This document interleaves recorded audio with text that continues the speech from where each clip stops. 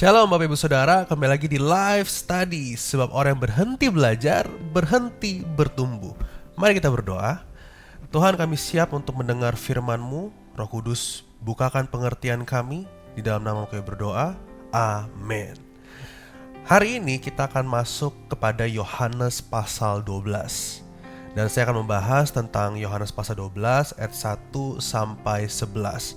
Nah, sebelumnya kita harus pahami dulu konteksnya untuk membahas ini, karena ini ada kaitannya dengan keluarga dari Maria, Marta, dan Lazarus.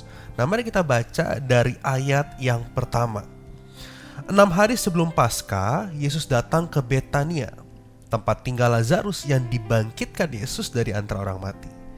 Ayat kedua, di situ diadakan perjamuan untuk dia dan Marta melayani, sedang salah seorang yang turut makan dengan Yesus adalah Lazarus. Jadi tentu Bapak Ibu pernah mendengar cerita tentang Maria dan Marta. Maria adalah orang yang duduk mendengar di kaki Yesus, sedangkan Marta adalah orang yang sibuk melayani Yesus. Tentu saudara pernah dengar tentang kisah tersebut, bukan? Nah, di sini kita kembali melihat Maria dan Marta lagi. Ternyata Lazarus ini saudaranya Maria dan Marta. Jadi Maria, Marta, dan Lazarus adalah saudara atau orang-orang yang menerima kasihnya Tuhan dalam hidup mereka. Mereka mengecap kebaikan Tuhan dalam hidup mereka. Dan mereka bertiga ini sangat dekat hubungannya dengan Tuhan Yesus. Mereka dekat sekali, dan itulah mengapa Yesus disambut di Betania. Begitu ya. Nah, ayat 2 tadi dikatakan bahwa Marta melayani. Ya, kembali Marta mengambil role-nya sebagai pelayan. Sedangkan Lazarus, dia duduk makan bersama dengan Yesus. Nah, kalau kita lihat dari ayat ini bukan sekedar informasi bahwa oke, Marta sedang melayani, sedangkan Lazarus duduk makan bersama Yesus. Oh, apakah jangan-jangan Marta berkata lagi kepada Lazarus, tolonglah Lazarus, tolongin. Ya kan? Lazarus tolonglah, seperti waktu Yesus mengunjungi Maria dan Marta. Nyatanya tidak demikian. Tapi ada sebuah makna teologis yang mau dikuak di sini. Kenapa Lazarus role-nya saat itu adalah makan bersama dengan Yesus? Ada sebuah makna teologis tentang kebangkitan.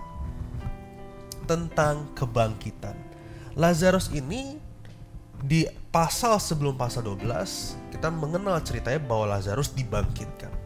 Nah, lalu Lazarus setelah dibangkitkan makan bersama dengan Yesus. Ini menandakan bahwa kebangkitan itu benar-benar ada. Dan Lazarus membuktikan itu. Kebangkitan itu benar-benar ada dan dibuktikan secara fisik. Lazarus makan dengan Yesus. Nah, kalau kita lihat, Yesus waktu bangkit juga makan bersama dengan para muridnya. Ini menandakan bahwa kebangkitan benar-benar ada, Bapak Ibu. Dan hidup seperti biasa secara fisik, hidup normal pada umumnya.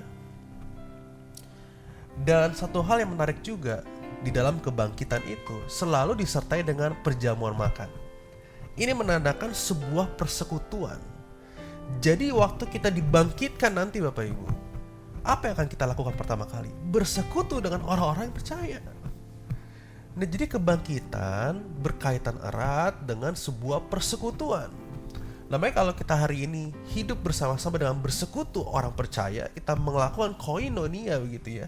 Hal itu akan terulang nanti di kerajaannya. Akan keulang nanti di sorga nanti. Kita akan makan bersama dengan Yesus. Dari betapa indahnya kebangkitan itu. Kebangkitan itu bukan suatu hal yang membosankan, Bapak Ibu. Itu suatu hal yang sangat menyenangkan bagi orang percaya. Karena satu, kita terlepas dari derita kita di dunia ini. Yang kedua, kita bersekutu kembali dengan orang-orang percaya yang kita kasihi. Jadi seharusnya kebangkitan jadi pengharapan yang menyenangkan bagi orang-orang percaya. Kebangkitan tidak boleh menjadi pengharapan yang bikin kita lesu. Gimana ya gitu. Tidak, pengharapan kita itu adalah justru kebangkitan.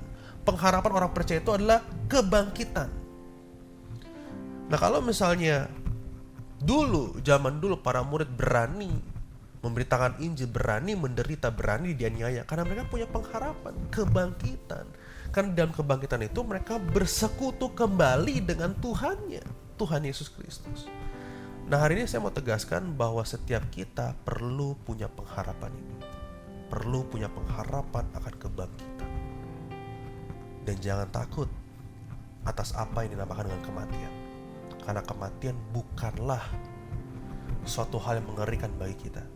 Justru kematian sebuah awal untuk kita boleh dibangkitkan dan bersekutu dengan Tuhan. Amin. Jadi Bapak Ibu Saudara, kita melihat betapa teologisnya ayat 2 ini. Kita masuk ke ayat ketiga. Kita baca sama-sama. Maka Maria mengambil setengah kati minyak narwastu murni yang mahal harganya, lalu meminyaki kaki Yesus dan menyekanya dengan rambutnya. Dan bau minyak itu semerbak di seluruh rumah itu. Nah, jadi minyak narwastu ini kan sering kita dengar ya. Ini sebuah minyak yang mahal harganya. Ini di mana sih dapatnya gitu ya? Nah, kalau saya cari-cari menurut beberapa pandangan begitu ya, bahwa minyak narwastu ini terbuat dari tanaman berbunga yang tumbuh di pegunungan Himalaya, dan memang dari tanaman ini hasil minyak, dan minyak ini dijual sangat mahal. Ada yang berpandangan bahwa ya sekitar 300 dinar atau setara upah buruh tahunan.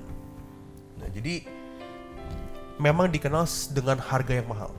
Tapi tidak hanya dikenal sebagai dengan harga yang mahal, tapi minyak narwastu juga dikenal sebagai lambang kenikmatan sebuah cinta. Wah, ini keren banget. Narwastu itu sebagai kenikmatan sebuah cinta. Seperti orang yang sedang jatuh cinta gitu ya. Kalau saudara mungkin sedang jatuh cinta di zaman dulu atau mungkin saat ini gitu ya, pasti yang kepikiran wangi orangnya, kepikiran aduh tuh orang lagi ngapain dan lain sebagainya. Jadi ada kerinduan yang menggebu-gebu gitu. Nah, minyak narwastu itu menggambarkan cinta kasih yang demikian. Menggambarkan cinta kasih, rasanya pengen ketemu terus. Rasanya ada keindahan dan kenikmatan cinta yang dijalanin gitu. Nah, Maria menggunakan minyak ini sebagai tanda cintanya kepada Yesus.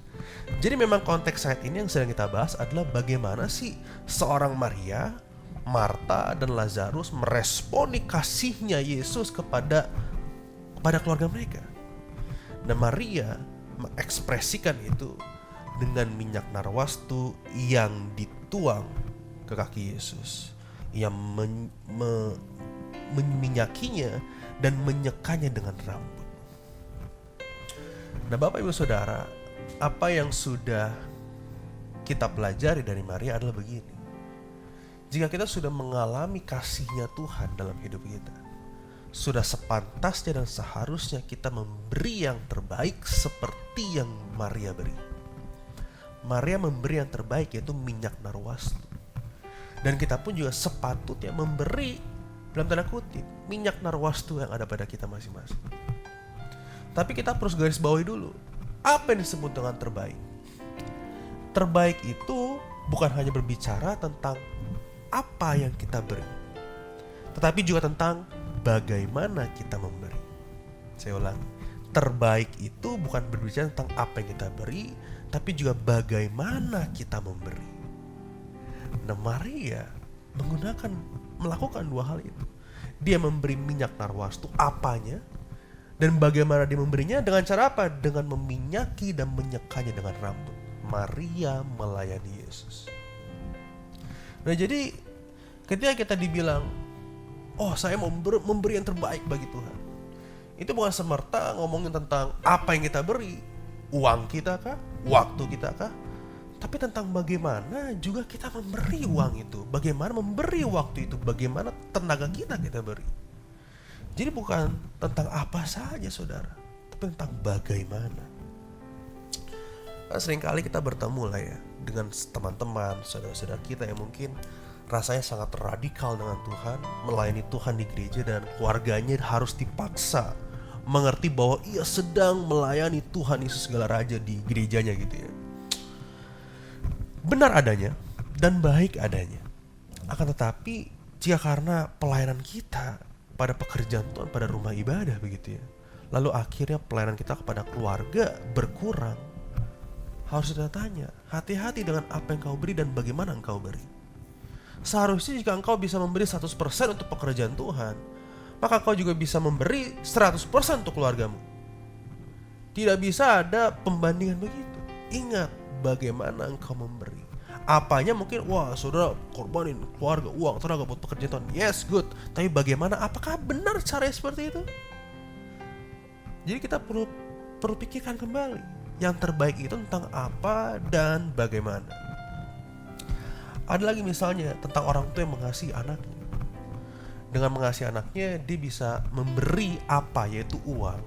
Oh ya udah, kamu ada masalah apa? Dilesin. Oh ada masalah apa? Kasih uang. Bagus, sangat bagus. Tapi bagaimana engkau memberi? Itu harus hati-hati. Memberi uang memang, ya oke, masa selesai. Tapi apakah dengan cara seperti itu engkau mendidik dengan tepat dan benar kepada anakmu? Bukankah tanpa sadar suatu saat anak ini akan bertumbuh kembang, menyelesaikan masalah dengan selesai.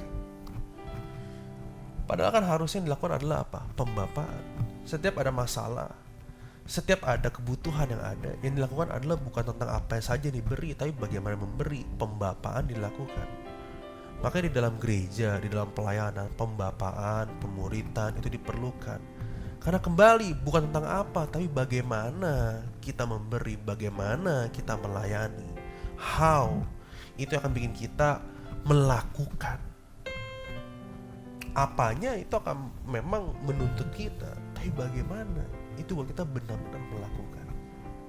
Nah jadi kita harus belajar dari Maria yang memberi minyak narwastu dan menyeka dengan rambutnya. Hari ini apa yang ada pada hidup saudara? Minyak narwastu apa yang ada pada hidup saudara? Jika engkau sudah menemukannya, lalu bagaimana cara engkau mempersembahkannya kepada Tuhan? Sebab kita adalah orang-orang yang sudah menerima kasih setia Tuhan. Apa yang bisa kita beri? Bagian terbaik apa dalam hidup kita yang kita bisa beri untuk Tuhan? Dan setelah minyak narwastu itu diminyaki di kaki Yesus, ayat itu berkata bahwa bau semerbak minyak itu memenuhi seluruh rubah itu. Apa yang kita bisa pelajari? Waktu kita memberi yang terbaik bagi Tuhan, maka seisi rumahmu, orang sekitarmu akan mencium pemberianmu yang terbaik untuk Tuhan. Jika engkau tahu tentang apa dan bagaimana engkau memberi kepada Tuhan Yesus, maka engkau juga akan tahu tentang apa dan bagaimana engkau memberi kepada sesamamu. Dan disinilah kita menjadi teladan. Disinilah kita menghidupi kehidupan saling melayani, saling menghormati, saling membantu, dan saling lainnya. 2 Korintus 2 ayat 15 berbunyi demikian. Sebab bagi Allah kami adalah bau yang harum, dan Kristus di tengah-tengah mereka yang diselamatkan dan di antara mereka yang binasa.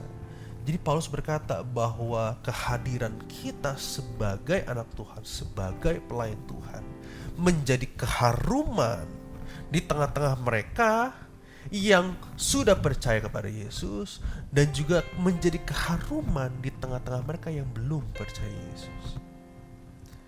Jadi kembali, yang terbaik, yang minyak narwastu itu, waktu kita melayani Yesus, pasti semerbak tercium oleh orang lain.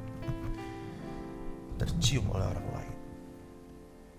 Tidak bisa tidak. Terang itu tidak bisa ditutupi. Namanya terang pasti akan menerangi yang lain. Jadi betapa luar biasa kebenaran firman hari ini. Ada keharuman yang seharusnya kita bisa sebarkan dalam hidup ini. Ada amin saudara ya. Nah kita lanjut baca Yohanes 12 ayat 4 sampai 5. Tetapi Yudas Iskariot, seorang dari murid-murid Yesus yang akan segera menyerahkan dia, berkata, "Mengapa minyak narwastu ini tidak dijual 300 dinar dan uangnya diberikan kepada orang-orang miskin?" Ya kan? Yudas Iskariot, saudara melihat bahwa Yudas Iskariot sedang mengkritik perbuatan Maria. Loh Maria, kok kamu gak mikir jauh ya?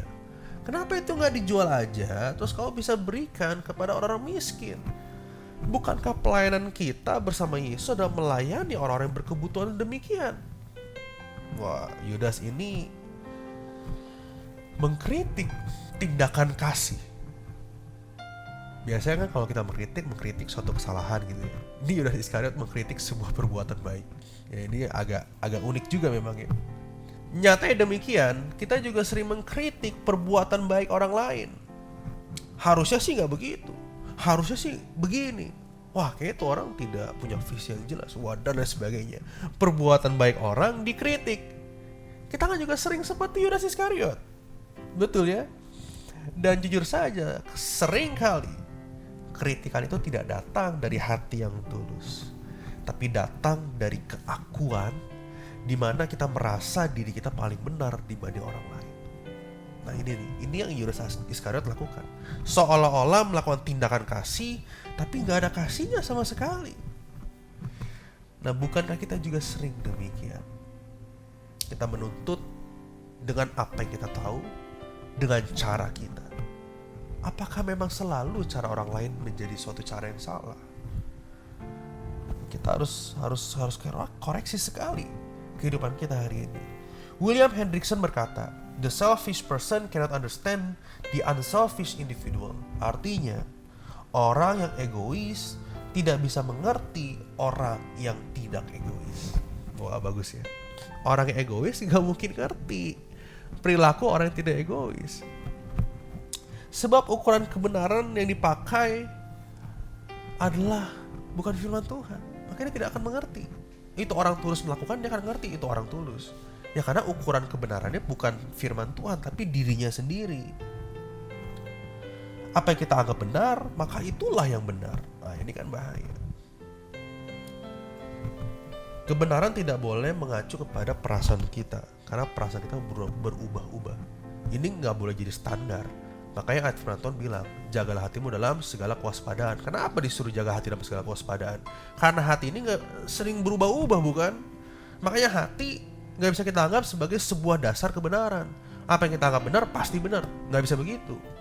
Firman Tuhan dasar kebenaran, acuan kebenaran, pengukur kebenaran.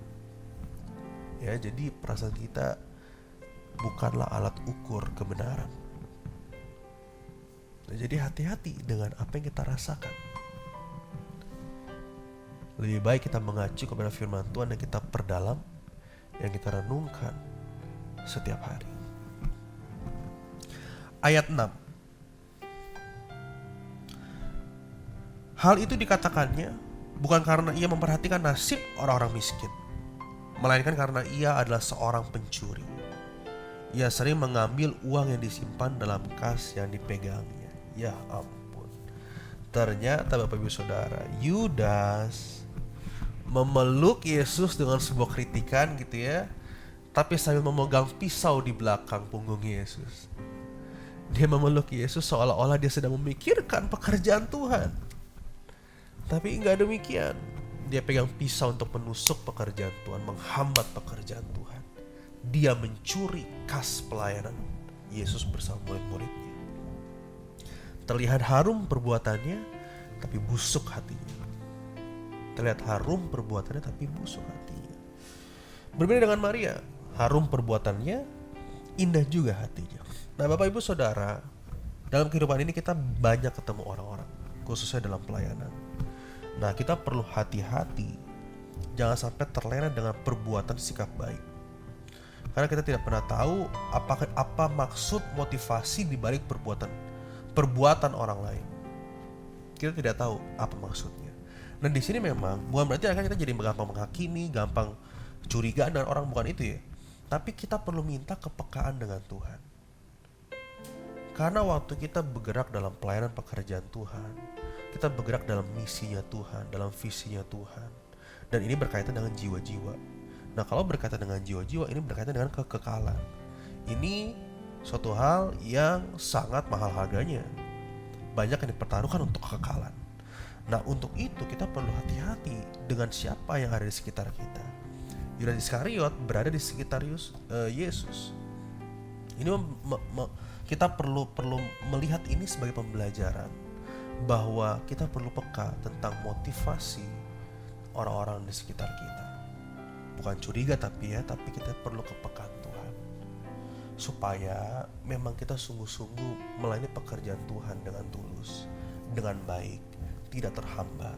Dan kalaupun memang ada mungkin orang-orang sekitar itu, janganlah kita akhirnya malah terjadi konflik, perpecahan dan sebagainya. Justru disitulah saat yang tepat untuk saudara menggembalakan orang itu. Nah, jadi di sini kita belajar bagaimana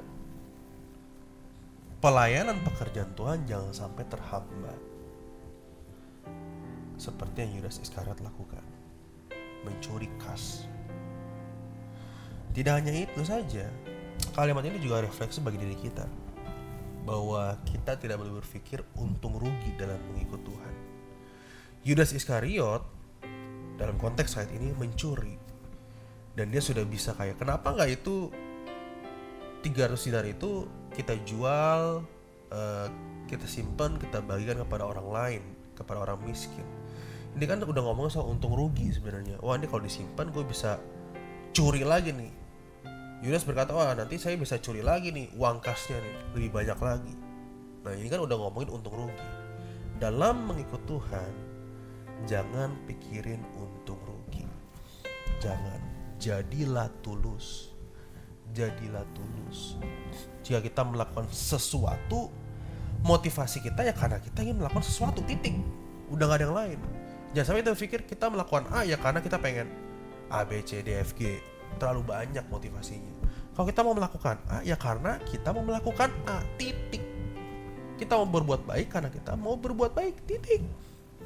Bahkan kalau boleh lebih ekstrim lagi, kita berkata, aku mau melakukan A walau aku tidak mendapat keuntungan.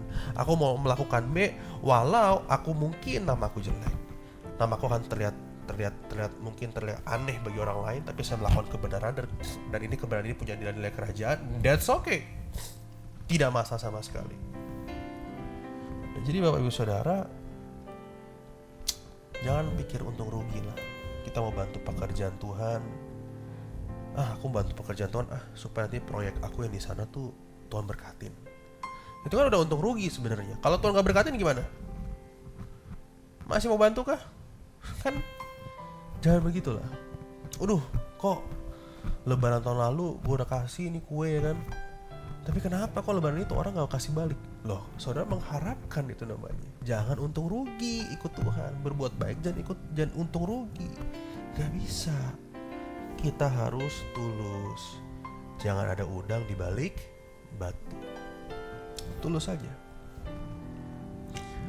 Kita lanjutkan. Yohanes 12 ayat 7 sampai 8. Maka kata Yesus, biarkanlah dia melakukan hal ini, mengingat hari penguburanku. Karena orang-orang miskin selalu ada pada kamu, tetapi aku tidak akan selalu ada pada kamu. Di sini kita bisa melihat bahwa Yesus membela tindakan tindakan Maria ketimbang tindakan Yudas. Nah, saudara perlu tahu bahwa minyak dalam Alkitab biasanya berkaitan dengan sebuah pengurapan. Nah, memang ada sebuah tradisi untuk mengurapi atau meminyaki mayat yang ingin dikuburkan. Tapi kan rasanya gak mungkin Maria tuh sengaja minyak narwastu supaya Yesus tuh udah nggambar kayak Yesus nih pasti mati nih, ini udah jadi tengkorak atau jadi mayat gini, kan gak begitu. Itu namanya pelecehan sekali. Kan motivasi Maria saya yakin tidak seperti itu. Walaupun memang ada tradisi minyak itu tuh biasanya digunakan untuk, salah satunya biasanya digunakan untuk meminyaki mayat yang mau dikuburi, gitu maksudnya. Tapi kan Maria tidak memiliki motivasi demikian, sebab saat itu Yesus masih hidup, ya kan. Nah, beberapa tafsiran mengatakan bahwa perihal ini bisa dikaitkan juga dengan pengurapan di Perjanjian Lama. Jadi kalau di dalam Perjanjian Lama gitu ya, pengurapan atau meminyaki dengan minyak gitu ya, itu kan ada saat dimana raja, imam, nabi ingin melakukan sebuah tugas, mereka diminyaki dulu. Ini sebagai tanda bahwa mereka siap untuk bertugas. Tanda bahwa mereka siap untuk bertugas. Nah, ini Ini sebagai apa ya? Sebagai dikaitkan dengan perjanjian baru, waktu Maria meminyaki Yesus, ini tanda juga bahwa Yesus siap untuk bertugas sebagai raja, imam, dan nabi. Apa tugas raja, imam, dan nabi? Raja tugasnya adalah untuk melayani, setuju ya? Imam tugasnya untuk apa? Untuk mendamaikan, ya kan? Mendamaikan, membawa dirinya sebagai korban penghapusan dosa.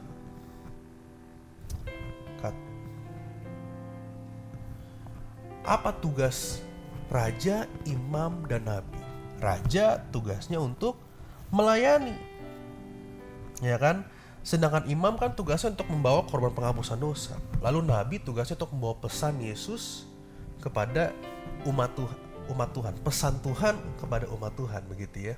Nah, waktu Yesus diurapi dengan minyak, ini tanda bahwa Yesus yang adalah raja, imam, dan nabi adalah tanda bahwa ini persiapan bahwa Yesus melakukan tugas yang mulia. Tugas di mana Yesus melayani umatnya, tugas di mana Yesus sebagai imam, tadinya sebagai raja melayani umatnya, tugas sebagai imam, Yesus sebagai imam adalah tugas Yesus mengorbankan dirinya sebagai korban penghapusan dosa. Dan yang terakhir, pesan nabi. Yesus sebagai nabi bertugas untuk apa? Menyampaikan pesan kabar baik kepada umatnya. Jadi waktu minyak narwastu ini diminyaki kepada Yesus, ini tanda bahwa Yesus siap bertugas sebagai raja, sebagai imam, sebagai nabi, sebagai Mesias, sebagai juru selamat. Dan itulah yang kita akhirnya ketahui. Itulah kematian Yesus di kayu salib. Itulah yang akan Yesus kerjakan. Itulah yang akan Yesus lakukan. Ia mati dan bangkit menjadi juru selamat manusia. Jadi betapa luar biasanya tindakan Maria ini. Ada sebuah pesan yang ingin disampaikan. Hebat sekali. Yesus melayani. Yesus jadi korban penghapusan dosa, dan Yesus menjadi kabar baik itu, menjadi Injil itu. Hebat sekali, bukan? Yohanes 12 ayat 9 sampai 11. Sejumlah besar orang Yahudi mendengar bahwa Yesus ada di sana, dan mereka datang bukan hanya karena Yesus, melainkan juga untuk melihat Lazarus yang telah dibangkitkannya dari antara orang mati. Ayat 10. Lalu imam-imam kepala bermufakat untuk membunuh Lazarus juga, sebab karena dia, banyak orang Yahudi meninggalkan mereka dan percaya kepada Yesus. Nah, berita tentang kebangkitan Lazarus memang viral di mana-mana ya. Dan banyak orang yang menyaksikan itu. Menyaksikan Lazarus yang dibangkitkan oleh Yesus. Nah, kita kembali melihat bahwa banyak sekali orang-orang mengikuti Yesus tentang bagaimana atau apa yang sudah Yesus kerjakan. Nah, dalam hidup ini, ketika kita menjadi orang yang mengalami kasih-Nya Tuhan, mengalami mujizatnya Tuhan, itu perubahan hidup dan lain sebagainya, seperti Lazarus alami, begitu ya. Nah, apakah hidup kita jadi kesaksian seperti Lazarus? Atau ternyata waktu kita sudah mengalami kasih Tuhan, kita memendam kasih itu untuk diri kita sendiri? Padahal seharusnya jika memang saudara mengalami kasih-Nya Tuhan, saudara tidak pasti pengen cerita, pengen membagikan. Nah, kalau saya lihat-lihat ya di berbagai kisah begitu ya, selalu ada saja Yesus bilang jangan kasih tahu siapa-siapa ya, tapi ujung-ujungnya orang itu berlari kasih tahu ke orang-orang. Ya karena memang seringkali kasih-Nya Tuhan itu tidak terbendung, nggak bisa terbendung. Kita harus share betapa hebatnya kasih Tuhan itu yang menyelamatkan kita. Nah, di sini kita melihat, bisakah kita menjadi Lazarus yang akhirnya kita bisa bersaksi kepada sesama kita, bersaksi kepada sesama kita? Bisa kita berlaku demikian? Dan waktu kita bersaksi, bisakah kita akhirnya membuat orang mau mengenal Tuhan yang kita sembah? Karena kunci dari kesaksian adalah mengenalkan Yesus Kristus sebagai Tuhan. Bukan mengenalkan diri kita sama siapa, tapi mengenalkan Yesus Kristus sebagai Tuhan. Dan harapan kita semua setiap kesaksian kiranya boleh mengenalkan Yesus sebagai juru selamat. Bukan hanya juru selamat saya, tapi juga juru selamat saudara, juru selamat orang-orang yang saudara temui.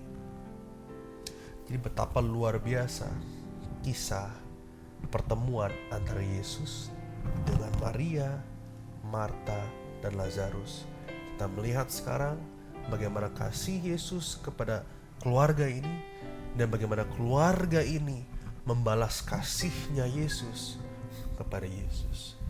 Mereka memberi apa yang terbaik dalam hidup mereka, dan mereka melayani Yesus sepenuh hati, setia sampai akhir. Mari kita berdoa. Bapa yang baik, terima kasih buat firman-Mu hari ini. Tuhan boleh bukakan terus pengertian yang baru, dan Roh Kudus pimpin kami supaya hidup kami boleh menjadi kesaksian dimanapun kami berada. Dalam nama-Mu kami berdoa, amin. Bapak Ibu Saudara, kami mengundang Bapak Ibu untuk hadir di Lifehouse Community di Wang Plaza lantai 2 Kedoya. Nah, di situ juga ada Live Teens dan Live Kids. Senang kalau kita bisa bertemu dan berjumpa bersama, sebab orang yang berhenti belajar, berhenti bertumbuh. Sampai ketemu, dan Tuhan Yesus memberkati. Amin.